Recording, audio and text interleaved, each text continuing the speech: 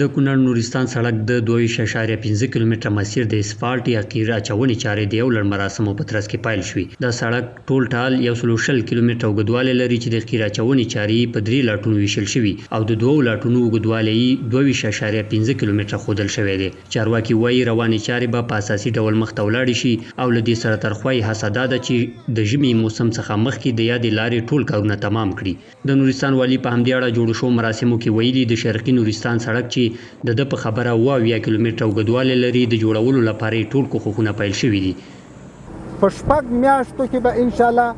دغه د قیر ریزۍ او د قیر اچونې ټولې چارې تکمیلیږي او همداشانته په دغه قیر ریزۍ په دغه سړک باندې مصرف ټول تقریبا 800 میلیونه افغانۍ لګښت پرې راغلی ده او 6 پلچکونه پکې موجود دي او 9 متره عرض ده او زه د نورستان ولسونو ته یو ځل بیا مبارکي ورکوم او دا اطمینان ډاډ ورکوم چې انشاءالله دغسې په اساسي توګه باندې به د شرقي نورستان تقریبا د غازي آباد نه تر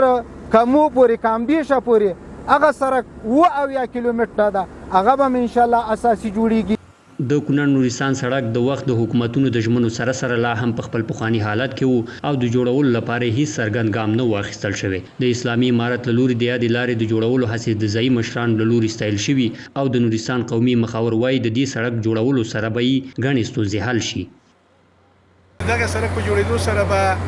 یو خو خلکو ته مریضانو ته تګ راتګ سهولت پیدا شي چې دلته به په اسانه باندې په 1 ساعت 1.5 ساعت کې به دغه ته ورسېږي. مخکې په 6 ساعتونو کې نه رسېده.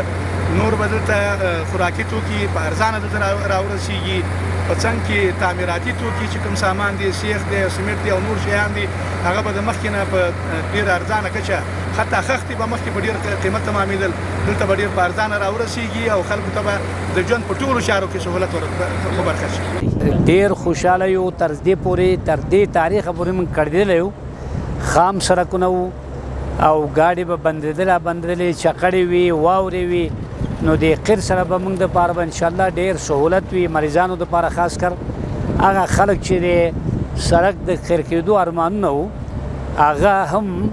د هغوی ارمانونه به پوره شي د ولس ارمانونه. ورته مهال یو شمېر هغه موټر چلوونکي چې په دې لاره تګ راتګ کوي خوښ دي چې یاد سړک په اساسي ډول جوړیږي. د دوی پر وینا د سړک خرابوالي د ټرافیکي پیښو ترخوا خلکو ته ګڼو نورو برخو کې هم لوی سرخوږی جوړ کړی او زیاتوي جوړېدو سره به دوی په اسانۍ وشي کولی چې ترانسپورټي خدمتونه ترسره کړي.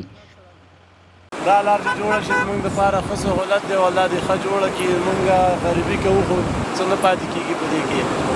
او ټولې روپۍ بېرته مستریانو له ورکوو او دا لار بیخي بې اندازې خرابه ده چې الله یې جوړه کړي او چې ښه جوړه شي دا به غټ سهولت ورکوي. دا مخکې دا سړک ډېر سخت خراب و اوس انشاءالله دا حکومت دغه قیر شروع کړی دی او انشاءالله د ډرایور یم زه خپله د ګاډي ډرایور یم موږ چې بهر څه دغه به هم راوړلو هېڅ تاوان یې هله کوو هېڅ شی څه غریبي مریبي یې نه کوله دونه به هم کولی چې هیله به هم بس دغه هم لګولې. اوس د حکومت نه ډېر انشاءالله خوشحاله یم چې دا اوس یې قیر شروع کړه او دا پاتې برخه هم راله برابري راله جوړې کړه. د کونړ نورستان سړک جوړولو سره به نه یوازې دا چې ځایي خلکو او موټر چلوونکو ته اسانتیاوې برابرې شي بلکې د هغو سیلانیانو لپاره یو ښه زیری دی چې دې ولایت ته د سیاحت په موخه ورځي. همدې حال کې د ټولګټو چارو وزارت استازي د یادې پروژې د کیفیت په اړه ډاډ ورکوي او زیاتوي چې د چارو مخته وړلو لپاره د ځانګړو مراحلو وروسته اقدامات ترسره کیږي. دوی په یعنې وخت کې له ټولو هغو موټر چلوونکو چې په یاده لاره تګ راتګ کوي غوښتنه لري تر څو د روانو چارو د لا ښه مخته تګ لپاره له احتیاط کار واخلي. نو انشاءالله د نورستان خلکو ته د پروژې د کیفیت په اړه زه ډاډ ورکوم چې هېڅ به په پروژه کې انشاءالله زموږ څومره چې وس او توان یې موږ هغه نه سپمو. او یو غوښتنه مې د نورستان د خلکو نه دا ده چې د کیفیت په بخش کې البته موږ په ساحه کې چې کوم پرایم کوټ یا قیر ریزي کوو تازه کوم کار کوو د هغې د تګ و راتګ په وخت کې د احتیاط نه باید ډېر کار واخلي چې زموږ ډریوران ډېر بې احتیاطي کوي. د یادونې وړ ده چې د کونړ نورستان سړک 130 مترو په اوږدوالي او 7 مترو سور سره جوړیږي چې ټول ټال لګښت یې 870 میلیونه افغانۍ دی او د کورنیو عوایدو څخه تمویلیږي.